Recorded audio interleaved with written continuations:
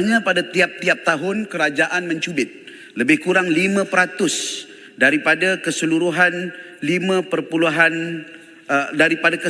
106.420 bilion ringgit. Ini adalah kutipan cukai yang dihasilkan pada tahun 2023 sebanyak 106 bilion ringgit. Mencubit sedikit sebanyak 5% iaitu sebanyak 5.3 bilion untuk diagihkan kepada negeri-negeri berdasarkan kepada pencapaian-pencapaian mereka dalam membangunkan PKS. Program pembangunan PKS tidak boleh hanya ditumpukan di peringkat nasional saja. Pihak negeri harus dipertanggungjawabkan untuk membangunkan PKS, kerana dengan membangunkan perusahaan kecil dan sederhana ini secara tidak langsung, hadirin yang berhormat sekalian, kita akan mampu untuk menangani serta membangunkan ekonomi kita dan boleh menjadi penampan kepada masalah-masalah lain yang mungkin kita akan hadapi. Ahli yang berhormat yang saya kasih sekalian, memang sebenarnya negara kita berada dalam proses pemulihan dan belum sebenar-betulnya lengkap dan boleh dipulihkan.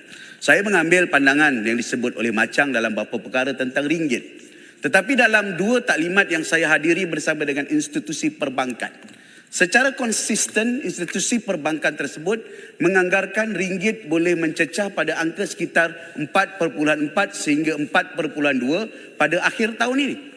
Dan kalau Macang tadi sebutkan tentang angka ringgit mencecah angka tertinggi, daripada tempoh 20 hari bulan sampai hari ini, ringgit terus mencatatkan pengukuhan dan hari ini telah turun kepada $1 Amerika Syarikat kepada RM4.70. Dan ini harus diberikan ruang kepada pihak kerajaan persekutuan untuk mengatasi isu-isu tersebut. Di samping kita mengekalkan OPR yang masih lagi rendah, dan hari ini pengumuman OPR masih lagi 3% yang sekaligus mengurangkan kadar inflasi, dan kita berjaya mengurangkan kadar inflasi sebagaimana pengumuman dan rencana yang telah dibuat oleh Menteri Ekonomi. Saya masih ingat pada awal kita ambil alih pada lepas 2022, kadar inflasi kita adalah 5 dan 4%. Dan sekarang di bawah 2% ataupun di bawah 3%. Dan ini merupakan satu pencapaian di samping kita usaha untuk meningkatkan ringgit. Begitu juga apabila disebut tentang Goodyear. Sabar. Nah, saya nak terangkan pasal Goodyear tadi. Saya nak terangkan pasal Goodyear. Sebab disentuh tentang Shah Alam dan disentuh oleh Kuala Lumpur. Bila saya semak pagi tadi selepas berita ini keluar, rupanya Goodyear telah menutup kilang di Akron, Ohio yang menarik 500 pekerja pada tahun 2023. Goodyear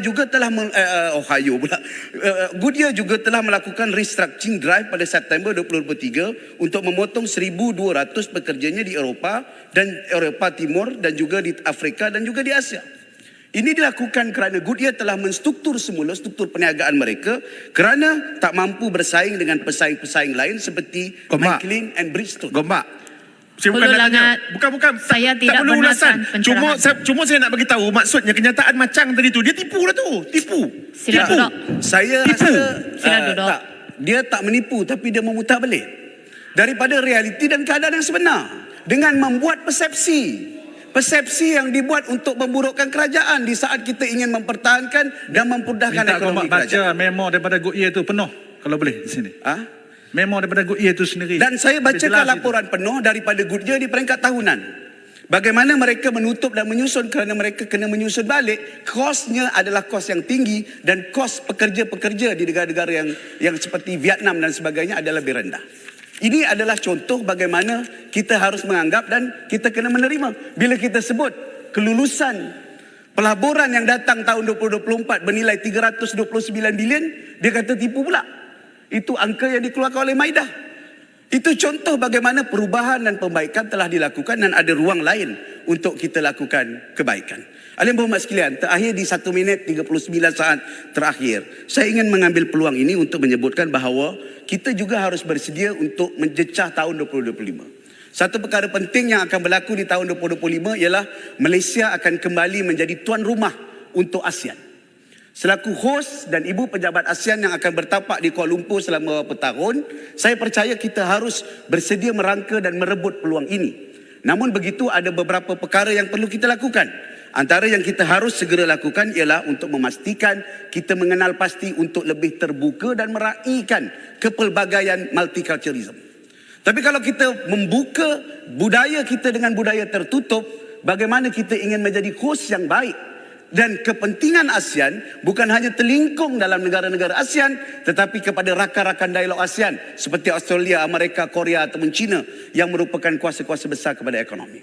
Justru awareness ataupun keyakinan ataupun keprihatinan dan kepekaan rakyat terhadap ASEAN ini harus dipertingkatkan, kerana dalam satu kajian menunjukkan bahawa rakyat Malaysia kurang arif, kurang tahu tentang ASEAN, walhal Malaysia adalah di antara founding team dengan izin ataupun pasukan pertama yang membina ASEAN, dan kita harus menerima ASEAN sebagai satu contoh kebanggaan yang harus dibesarkan. Kerana apa yang berhormat? Kerana pada ketika ini Amerika Syarikat baik, Eropah baik, atau di beberapa belah tempat yang lain, Timur Tengah dan sebagainya, berdepan dengan krisis-krisis tertentu, dan ASEAN yang kebetulan akan diterajui oleh Malaysia pada tahun 2025 mempunyai peluang itu kerana kita berada dalam kawasan yang aman, stabil dan kurang konflik.